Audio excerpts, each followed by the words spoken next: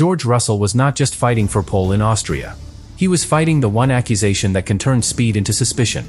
Because Verstappen crashed at turn 9, yellow flags appeared, Antonelli backed out, Ferrari thought Leclerc had pole, and then Russell crossed the line fastest. 1 minute, 6.113 seconds. A lap that should have been a Mercedes celebration instantly became a paddock-wide investigation. Russell says he lifted. Mercedes says he lost time. The stewards allowed the lap to stand. But here is the problem. If the data shows even one moment where Russell carried too much speed through the yellow flag zone, then this is not just a controversial pole. It is a warning sign for the entire Mercedes championship fight. Because one Mercedes driver chose caution. The other chose the gray area. And only one of them got rewarded. That is why this moment is so dangerous. It exposes Russell's instinct under pressure, Antonelli's sacrifice, Ferrari's frustration, Red Bull's opportunity, and a rule that may have just shown every driver how to survive a yellow flag without giving up the prize. The official decision saved Russell's pole. But it may not save Mercedes from what comes next. Subscribe to the channel. The first layer of this controversy is not the lap time. It is the timing. Because Russell did not complete that pole lap in a calm, ordinary qualifying session where everyone had a clean shot and the fastest driver simply won. He completed it in the final seconds, when the Red Bull ring had already become a pressure cooker, when Ferrari thought the front row was opening, when Mercedes needed a statement, and when Max Verstappen's crash suddenly turned the final sector into the most disputed stretch of track in Austria. That is what makes this story feel so dangerous. The moment Verstappen lost control at turn 9, the session changed instantly. 1 second, drivers were chasing the limit. The next, they were entering a zone where danger mattered more than lap time. Yellow flags appeared, and with them came the question that still hangs over Russell's pole. Did he react enough? Not did he react a little. Not did he say he lifted. Not did Mercedes defend him. Did he do enough for a lap that became pole position to feel clean? That is the part Mercedes cannot escape, because Formula One is not judged only by the official timing screen. It is judged by what people believe they saw. And what people saw in Austria was almost impossible to ignore. Verstappen crashed. Antonelli backed out. Russell finished the lap. Russell went fastest. Those 4 facts created the entire storm. And the reason the debate became so loud is simple. Kimi Antonelli was in the same team, in the same fight, under the same pressure, and he made the opposite decision. He saw the yellow flag and abandoned the lap. No calculation. No attempt to save it. No attempt to thread the needle. He chose safety, certainty, and no risk of a deleted time. That choice cost him. Russell chose differently. He did not completely abandon the lap. He lifted, according to his own explanation. He reduced speed, according to the steward's final view. He kept the car moving, kept the lap alive, and crossed the line with a time of 1 minute, 6.113 seconds. Pole position. That is where the controversy becomes more than a rule debate. It becomes a question of instinct. Because in Formula One, the greatest drivers are not just fast. They are decisive. They make choices at impossible speed, with incomplete information, under pressure that most people will never understand. But yellow flags are supposed to change that calculation. When a yellow flag appears, the message is not, find the smallest possible time loss. The message is, danger ahead. Slow down. Be prepared. Respect the situation. And this is why Russell's lap sits in such an uncomfortable place. The available report says the Fédération Internationale de l'Automobile reviewed the data and decided not to delete the lap. The stewards were satisfied that Russell had discernibly reduced speed in the relevant marshal sector. That means the official position was clear enough for the lap to stand. But official does not always mean settled. Because the bigger emotional question remains. If Antonelli felt he had to give up the lap, why was Russell still able to take pole? That question can cut through an entire garage. Mercedes can explain the regulation. They can explain the difference between a single yellow and a double yellow. They can explain that Russell lifted. They can explain that he was already carrying a large advantage before the yellow zone, and that he lost time after reacting. All of that may be true. But inside a championship fight, the emotional meaning is harder to control. Antonelli made the safer choice and lost the reward. Russell made the riskier choice and gained the biggest prize. And that is a lesson no driver forgets. This is where the rule itself becomes part of the drama.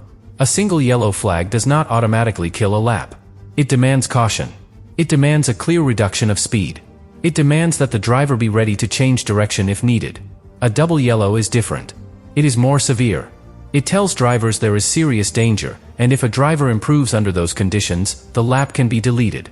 So the entire controversy turns on a narrow but crucial detail. What was the flag status in the exact marshal sector Russell crossed? That sounds technical, but it decides everything. If it was treated as a single yellow, Russell's defense has room to breathe. He only needed to show that he slowed enough. If it had been treated as a double yellow, the conversation would have become much harsher, because an improved lap would have faced a very different standard. And that is where fans became divided. Some looked at the official decision and said, the data cleared him.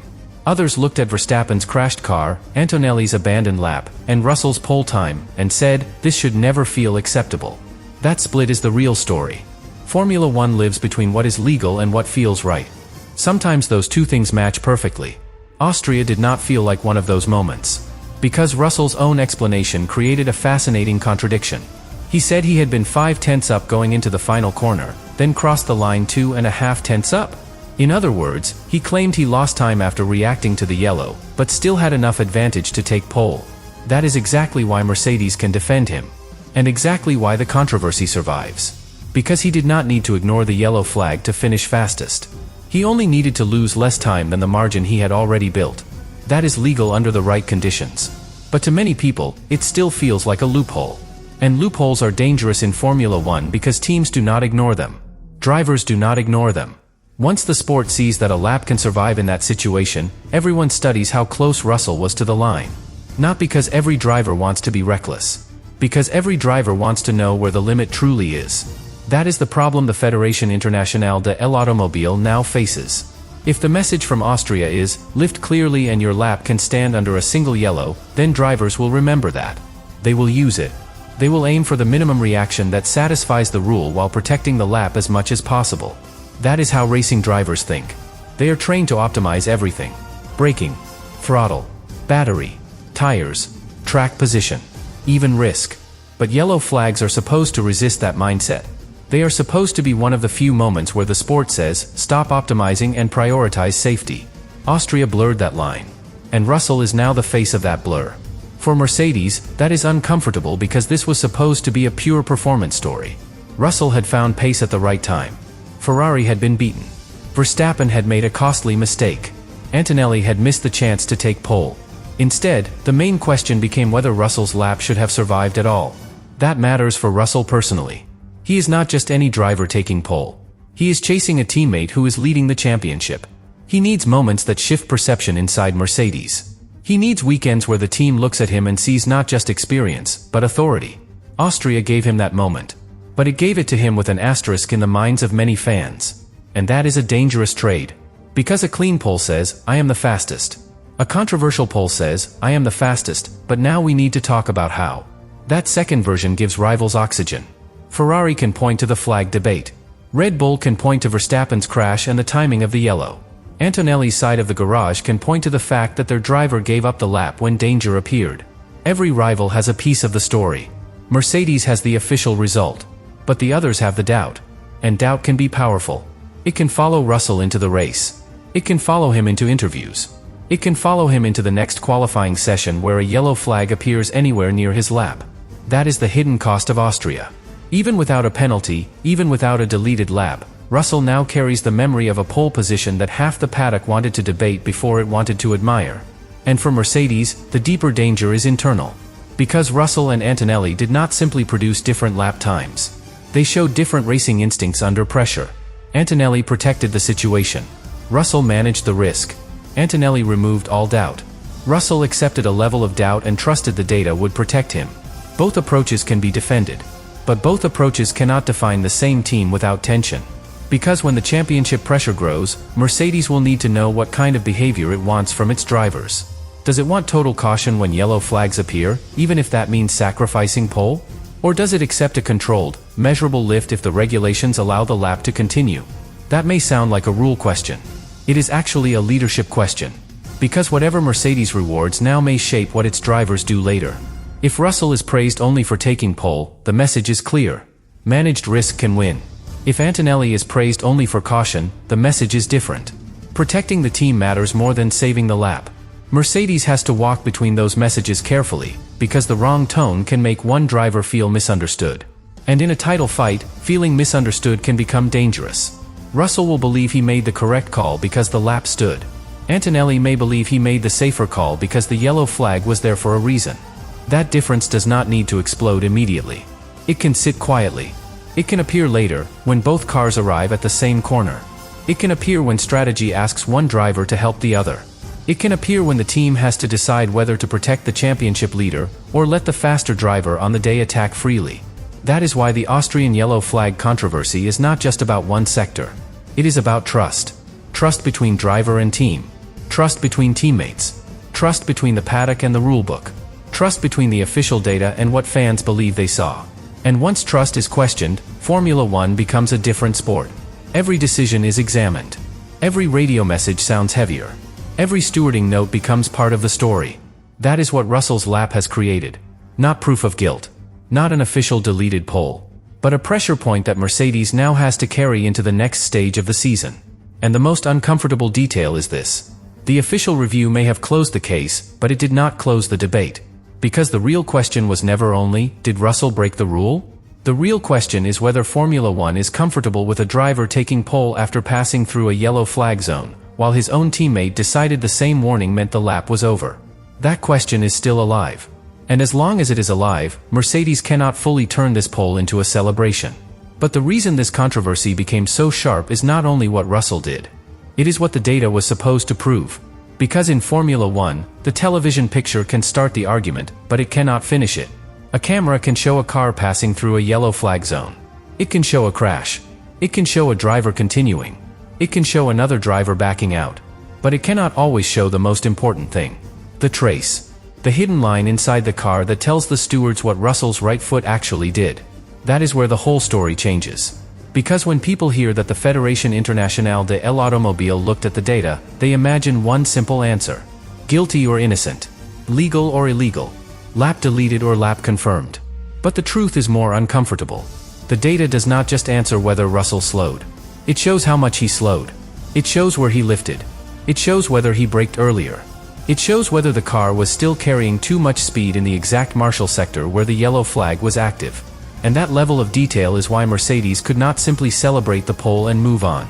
Because the moment the stewards began checking Russell's lap against his previous best, the lap stopped being just a brilliant final run. It became a piece of evidence. Every meter mattered. Every fraction mattered. Every movement of the throttle mattered. And the most dangerous part was the comparison. The stewards were not only looking at Russell's lap in isolation. They were looking at it against what he had already done before. They needed to know whether the car's behavior changed clearly when the yellow flag appeared. That word is crucial. Clearly. Not emotionally. Not vaguely. Clearly. Because under a single yellow, the driver does not automatically lose the lap. The requirement is that he must reduce speed and be prepared to react. The stewards need to be satisfied that the driver did not treat the warning like it was optional. That is where Russell's defense becomes important. He did not claim the yellow flag never mattered. He did not say he stayed flat. He did not pretend the lap was completely untouched. His argument was that he lifted significantly, lost time, and still had enough advantage from earlier in the lap to take pole. That is a very specific defense. And it is also the reason the debate became so frustrating. Because if Russell had not lifted at all, the story would be simple. The lap would be indefensible. Mercedes would have nowhere to hide. But if Russell lifted enough for the stewards, and still took pole, the debate becomes much harder. Now the question is not whether he reacted. It is whether his reaction matched the spirit of the warning. And that is the gap where the whole paddock started arguing. Mercedes saw proof of compliance. Critics saw proof of a loophole. Russell saw a controlled response. Antonelli's aborted lap made that response look risky by comparison.